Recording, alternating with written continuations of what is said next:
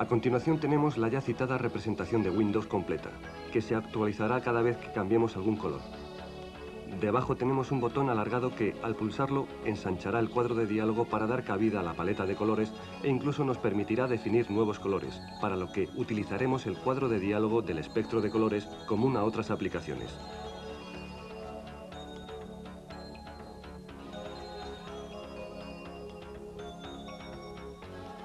Con la opción Fuentes tendremos la posibilidad de añadir o eliminar fuentes.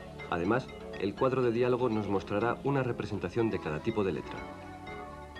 Podremos activar o desactivar las fuentes TrueType, fuentes que tienen la particularidad de, como su traducción dice, ser fuentes verdaderas, esto es, que tal y como las visualicemos en pantalla, así las obtendremos de nuestra impresora, por supuesto, dentro de las posibilidades de cada tipo de impresora.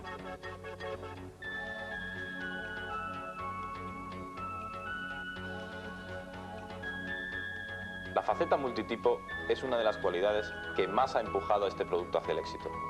Y eso es, sin duda, una aportación del mundo de las artes gráficas a la informática.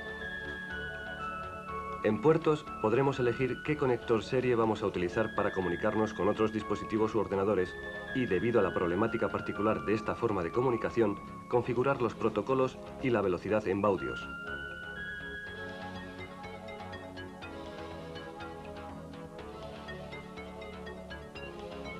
El apartado Mouse se refiere al ratón. Aquí es donde vamos a acomodar el ratón de forma que trabaje con nosotros de la forma que nos sea mejor. La primera barra de desplazamiento sirve para calibrar la velocidad a la que el ratón se desplaza por el escritorio y por lo tanto su resolución.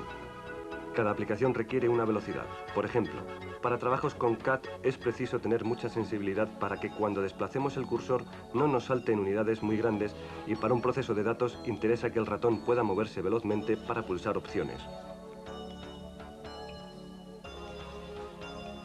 Por lo tanto, hay que ajustar esta variable para un uso general, para la mayoría de las aplicaciones y cambiarlo cuando lo necesitemos. Otro parámetro es la doble pulsación del botón selectivo.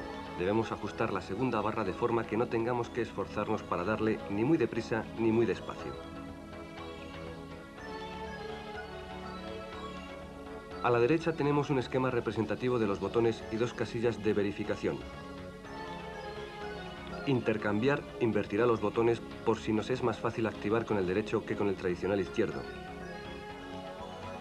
Y arrastre, que hará que el cursor del ratón deje una estela para facilitar su localización.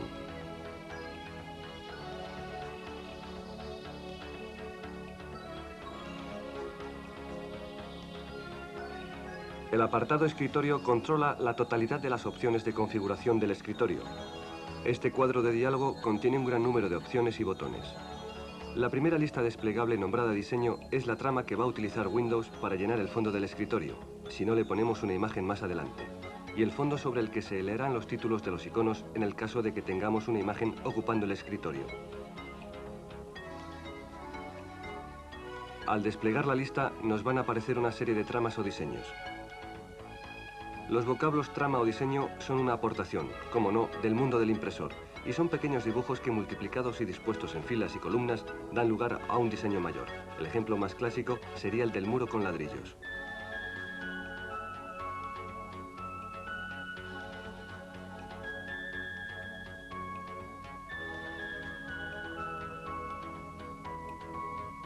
Para crear un diseño personal debemos elegir ninguno y pasar a editar diseño para crear uno nuevo, dándole antes un nombre. Muestra nos enseña cómo quedaría la trama compuesta a fin de que si estamos diseñando una trama entrelazada como la del enladrillado, podamos comprobar si enlaza la parte izquierda con la derecha y la inferior con la superior. Además de crear nuevos diseños, podemos cambiar o borrar los existentes de la misma manera, solo eligiendo el nombre en la lista y editándolo.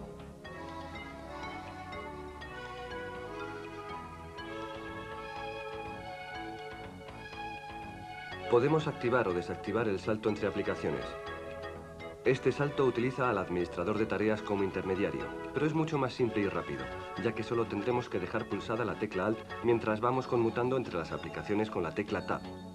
Para hacer el cambio solo tendremos que liberar la tecla Alt cuando ya tengamos en la parte central del escritorio la aplicación a la que saltar. Otra opción de este cuadro es la del protector de pantallas, que sirve para que el monitor no se desgaste más de lo necesario. Windows normalmente trabaja con fondos claros, lo que es muy cómodo para nosotros, pero malo para la pantalla. Al predominar el blanco, la sustancia tricolor del monitor trabaja a pleno rendimiento. El protector actúa de la siguiente manera. Cuando Windows no detecta ninguna señal, ni del teclado ni del ratón, entiende que estamos ocupados en otra tarea que no es mirar la pantalla. Así que activa esta aplicación que, según en qué casos, lo primero que hará será borrar la pantalla y activar alguna imagen o líneas que se mueven por la pantalla, pero siempre en movimiento, para que no se gaste ninguna parte de la pantalla más que otra.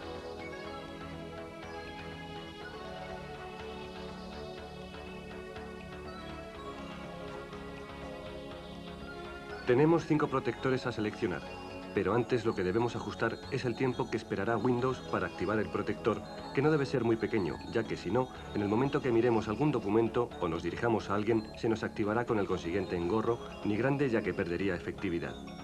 El tiempo predeterminado son 2 minutos. En cada protector tendremos un cuadro de configuración. Veamos un ejemplo. El tipo Mystificar o Mystify consiste en varias líneas que forman polígonos de diferentes colores aleatorios.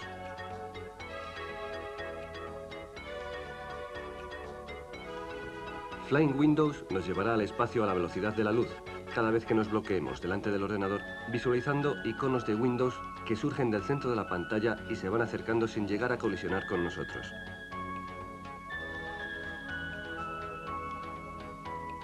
Marquee o la marquesina visualizará el texto que introduzcamos con tamaño, color y velocidad ajustado por nosotros.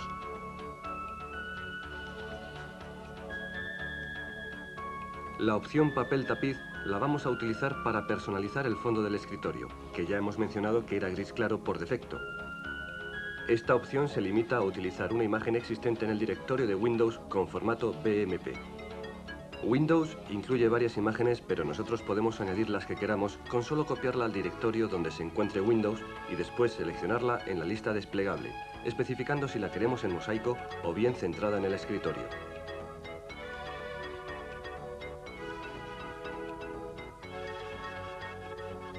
Quedan 3 apartados poco importantes. En tamaño de la cuadrícula especificaremos el granulado magnético y el ancho de los bordes de las ventanas. En iconos está la opción de espaciado entre iconos y por último tenemos la velocidad de parpadeo del cursor de texto, con una barra de desplazamiento de ajuste.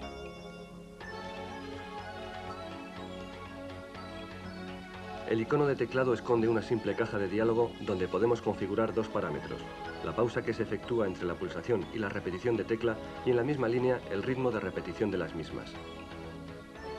En el icono de impresoras podemos agregar, configurar y quitar dispositivos de impresión, porque Windows necesita saber exactamente qué impresora estamos utilizando para que la diferencia entre visualización e impresión sea controlada.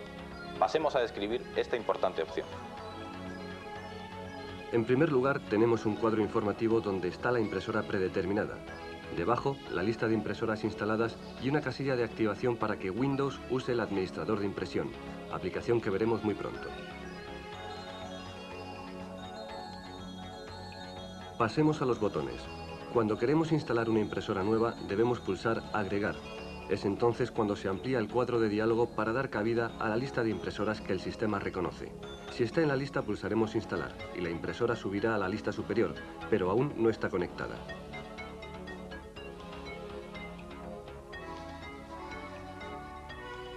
La demanda de información de Windows parece excesiva, pero es la única manera de que a la hora de imprimir no surjan problemas. En este caso, si no existiera la opción Conectar, podrían estar conectadas y activadas varias impresoras o ninguna, así que lo mejor es habituarse a ser conciso pero preciso en las configuraciones de los periféricos del ordenador. Configurar nos presentará un cuadro de diálogo diferente para cada impresora.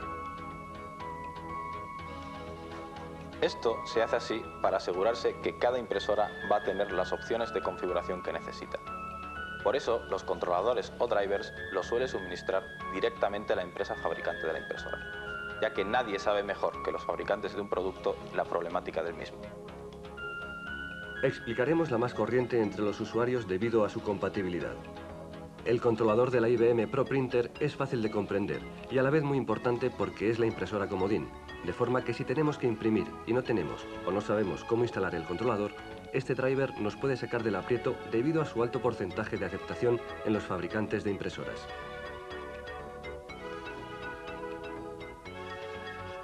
En primer lugar, tenemos que elegir la resolución con que queremos imprimir, esto es, la calidad de impresión. Tenemos 3 resoluciones para elegir. Hay que recordar que cuanta más resolución, mayor calidad.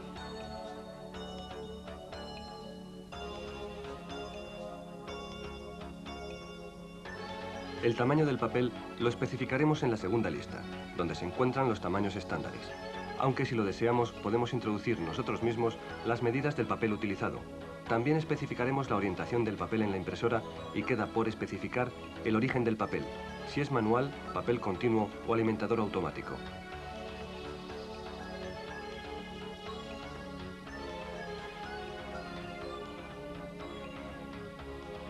Pulsando el botón Opciones, abriremos el cuadro de diálogo con opciones avanzadas en el que especificaremos la intensidad de la impresión y el tipo de documento a imprimir.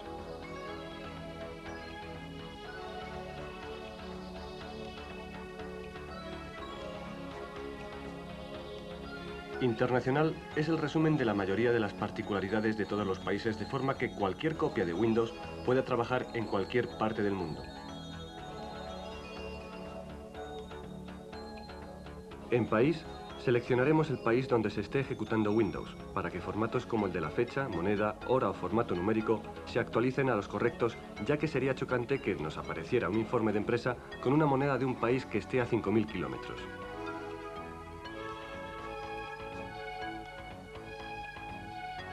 Debemos seleccionar también el idioma, que no tiene por qué coincidir con el país, ya que esta opción la utilizará Windows para aplicaciones que realicen clasificaciones o correcciones ortográficas.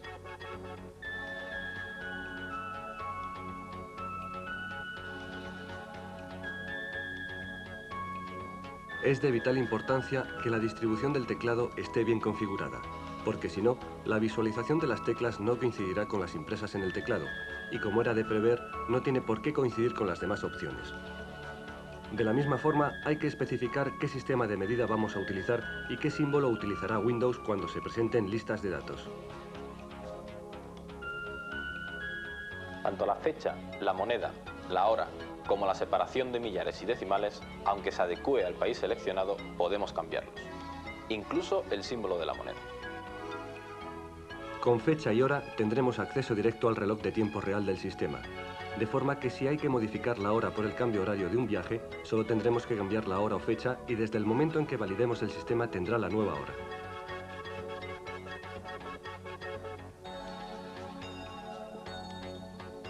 En la opción 386 extendido están las diferentes opciones de ajuste para aprovechar al máximo los procesadores 386SX y superiores, de forma que se haga una buena gestión del tiempo del procesador y así disfrutar de la ya comentada multitarea.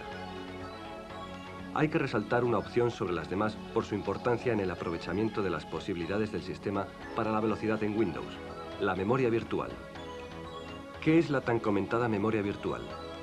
En este caso, es utilizar espacio disponible continuo del disco duro para crear un archivo de intercambio, lo que agilizará en gran medida las gestiones, ya que Windows trata este archivo como si fuera memoria, por lo que los recursos del sistema se incrementan. En configuración actual se visualizarán los datos de la unidad, el tamaño y el tipo, aunque el trabajo de reconfigurar esta opción deberá dejársela al personal cualificado, porque influyen directamente sobre la velocidad de proceso y seguridad en los datos. No hay que olvidar que esta opción la calificaremos de primordial.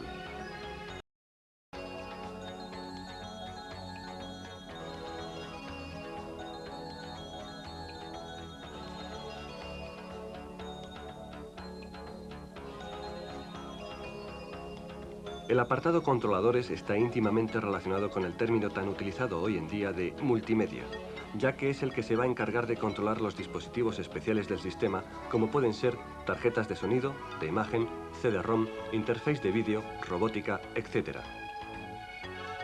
Esta opción funciona de una forma similar a la de la instalación de las impresoras. Si no tenemos ningún dispositivo instalado en nuestro sistema, no debemos preocuparnos por esta opción.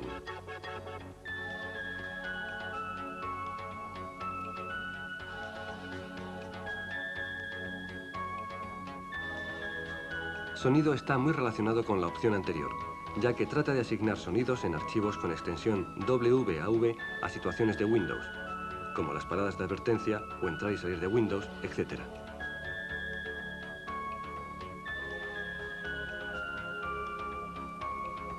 Ya sabemos configurar Windows para trabajar con periféricos como las impresoras. Es hora, pues, de aprender a utilizar otras potentes herramientas como el administrador de impresión o el administrador de archivos. No debemos olvidar que en el mercado se está continuamente pensando en mejorar.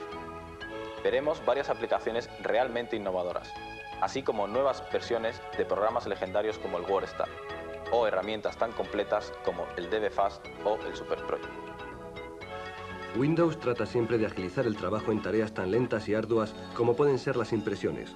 Por eso existe el administrador de impresión, que como administrador tratará la información de la forma más eficiente posible y, sobre todo, permitiendo al usuario seguir con su trabajo mientras se imprime, estableciendo así una cola de impresión múltiple en impresoras y documentos a imprimir.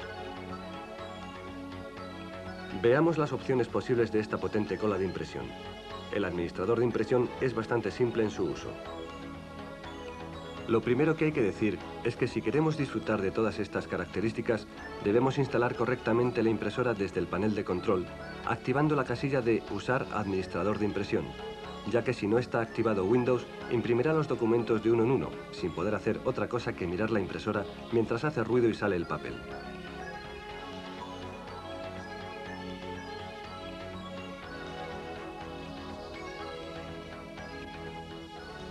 Una vez activo, observamos dos menús además del conocido de ayuda. El menú Ver nos permitirá activar dos opciones de visualización. Una para permitir que, acompañando al nombre del archivo que se esté imprimiendo, se informe de la fecha y hora del envío.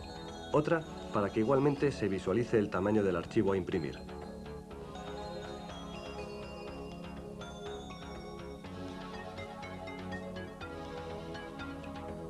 Existen otras opciones para los usuarios de red local que en modo normal o monopuesto están atenuadas para informar al usuario que no puede usar estas opciones.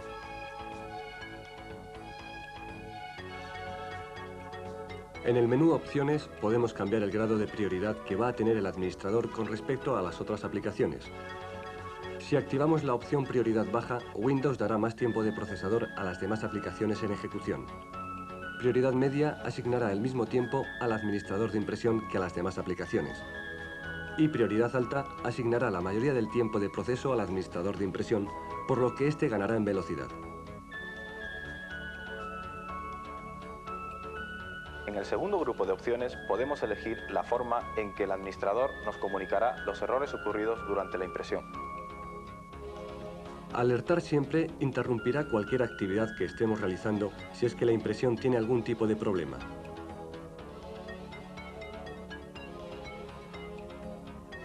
Si activamos Intermitir si está inactivo, cuando ocurra algún error sonará un pitido de aviso y el icono del administrador parpadeará hasta que activemos el icono. Será entonces cuando nos presentará el mensaje.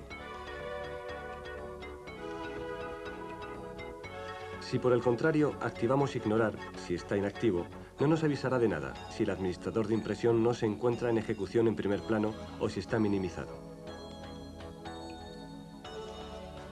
El comando Especificar impresora realiza la misma función que la del icono de impresoras en el panel de control.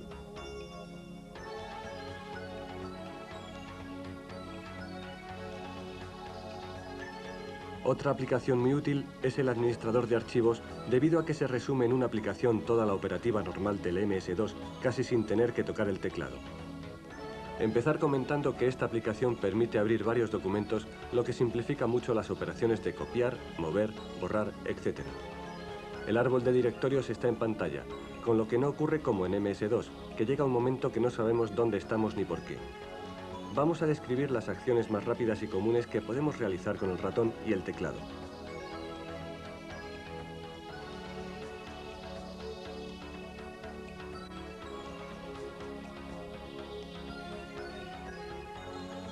En primer lugar, en la barra de menús vemos algunos de los menús estándares como Archivo, Ventana, Opciones o Ayuda y otros específicos como Disco, Ver o Árbol. Nos limitaremos a englobar cada acción con su menú, ya que todas las acciones que vamos a realizar ya las hemos realizado sobre MS2.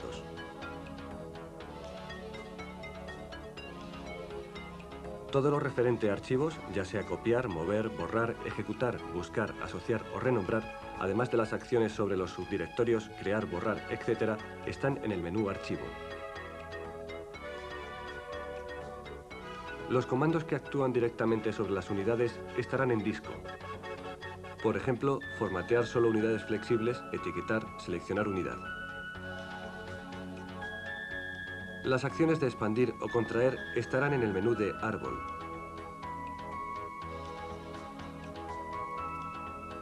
Y por último, los comandos de configuración que están en el menú de Opciones. La primera es Confirmación, donde le indicaremos mediante casillas de selección en qué acción nos pedirá confirmación antes de ejecutarla. Al principio todas las casillas deben estar activadas y conforme se adquiera práctica se deberán ir desactivando. Pero cuidado porque las acciones con el ratón son muy rápidas y si tenemos desactivadas todas las casillas nos podemos llevar una sorpresa al ver que hemos apuntado a otro sitio y hemos borrado algo que no debíamos.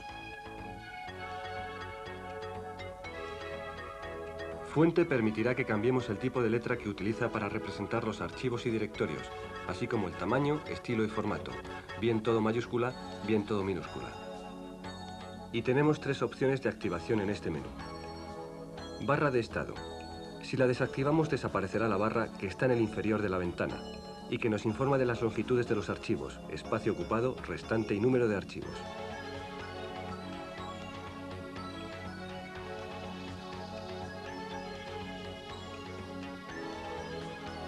Minimizar administrador de archivos. Reducirá a icono el mismo cada vez que ejecutemos algún archivo, con la consiguiente liberación de memoria.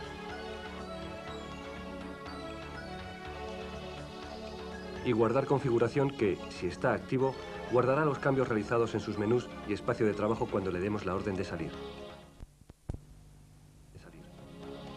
Pasemos pues a describir las acciones rápidas y útiles que nos ofrece el interface de usuario de Windows en combinación con el MS2. Si nos damos cuenta, el árbol no parece que esté expandido. Por lo tanto, debemos ejecutar la orden árbol expandir todo, pulsando control asterisco.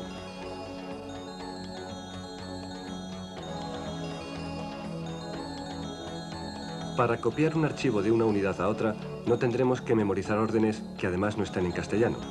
Bastará con pulsar, sin soltar, el botón de selección del ratón en el archivo a copiar y lo llevamos hasta donde lo queramos copiar, en el mismo árbol, directamente a la rama y subdirectorio, teniendo la precaución de que si lo vamos a copiar dentro de la misma unidad, deberemos mantener pulsada la tecla Control, ya que si no, Windows entiende que lo que queremos es mover dentro de la misma unidad. Si lo que queremos es copiar una serie de archivos, los debemos seleccionar antes, bien uno a uno, bien con una selección múltiple desde el menú Archivo.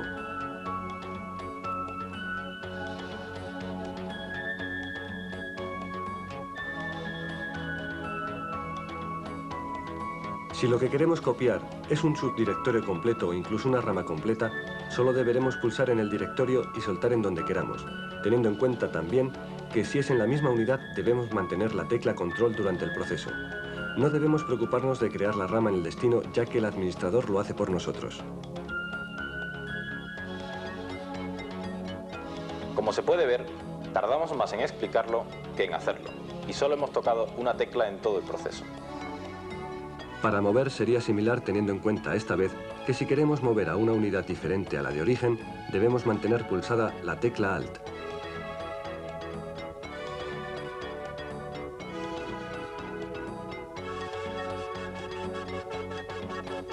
Ocurre igual si lo que queremos es borrar. Seleccionamos y pulsamos la tecla Suprimir. Seleccionando un directorio y pulsando Suprimir nos borrará toda la rama, por lo que hay que tener especial cuidado con esta orden. Como ya comentamos en otra ocasión, en versiones antiguas de Windows, las aplicaciones se ejecutaban desde un programa que se cargaba con Windows y se llamaba MS Executive. Pues bien, el administrador de archivos es el descendiente de este programa. Así que por muchas mejoras que haya experimentado Windows, esta utilidad sigue teniendo el poder de ejecutar directamente aplicaciones y documentos. Para lo primero basta con hacer doble clic, lo que llamamos activar, sobre el archivo exe. Para ejecutar documentos es preciso que estén asociados a un archivo exe, aunque esto lo suele realizar el programa de instalación de cada aplicación.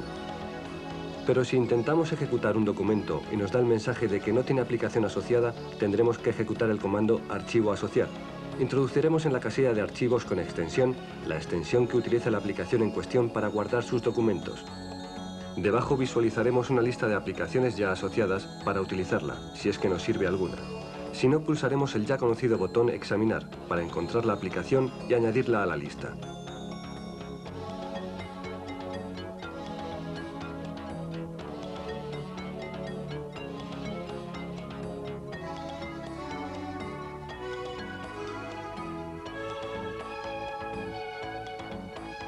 El administrador de archivos se complementa con el administrador de programas. Para crear un elemento nuevo en el administrador de programas, si estamos en el administrador de archivos, no tendremos más que arrastrar el archivo representativo de la aplicación o del documento.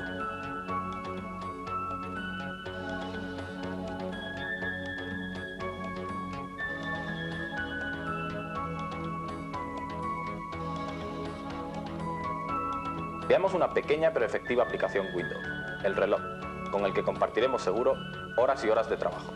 En la nueva versión ya viene muy mejorado, dándonos la posibilidad de dejarlo siempre visible si activamos esta opción en el menú de control. Tenemos dos formatos de visualización, el reloj analógico y digital, en el que podremos ver tanto los segundos como la fecha, si lo activamos en el menú de configuración, en donde tenemos, además, posibilidad de cambiar el tipo de letra que utilicemos para la presentación numérica. Lo más importante es que podemos hacer desaparecer la barra de título quedándonos con los bordes y pudiendo adecuar el tamaño de la ventana a nuestras necesidades.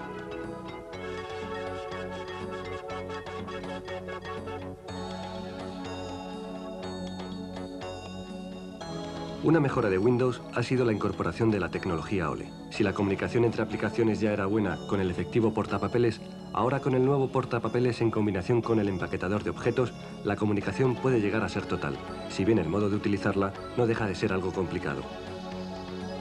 Vamos a aclarar varios conceptos como el de vinculación e incrustación. De entrada hay que decir que objeto es cualquier documento creado con una aplicación Windows y estará representado por el icono de la misma. Decimos que un objeto está incrustado cuando insertamos en un documento un objeto creado con otra aplicación. Si queremos modificar este objeto, bastará con que lo activemos, y la aplicación con la que se creó se ejecutará conteniendo como documento dicho objeto. Esto es diferente a vincular un objeto, porque en este caso todos los objetos están directamente relacionados con un original de forma que si cambiamos el original, cambiarán todas las copias que estén vinculadas a otros documentos. Cuando una aplicación puede recibir estos objetos, la llamamos cliente. Cuando la aplicación puede generar vínculos, la llamamos aplicación servidor.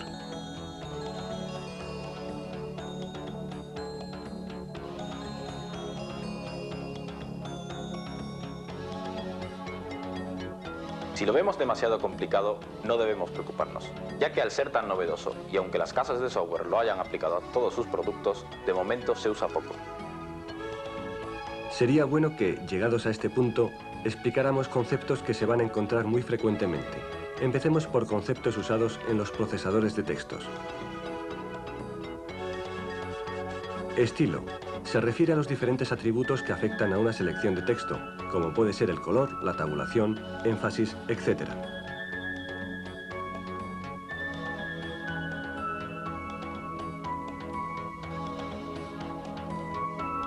Cuadro de estilo es un conjunto de estilos que están representados en una lista desplegable de forma que podemos cambiarlos rápidamente.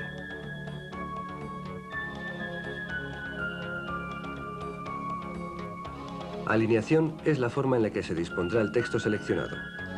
Presenta normalmente 4 posibilidades: a la derecha, a la izquierda, centrado o justificado.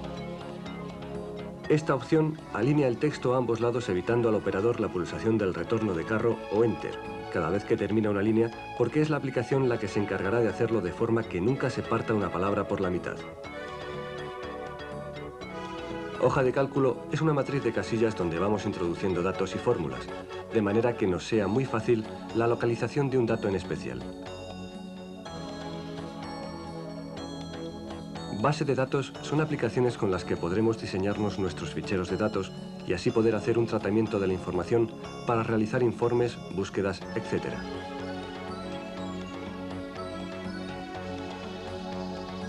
Mailing es la acción de hacer un envío masivo de correspondencia, para lo que suele utilizar un texto de carta tipo y una base de datos de donde se irá nutriendo de los datos que elijamos, como el nombre, dirección, etc.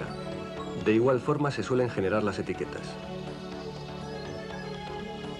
Barra de control es la barra que está justamente debajo de la barra de menús y se suele utilizar para incluir comandos de estilo de texto, alineaciones, etc.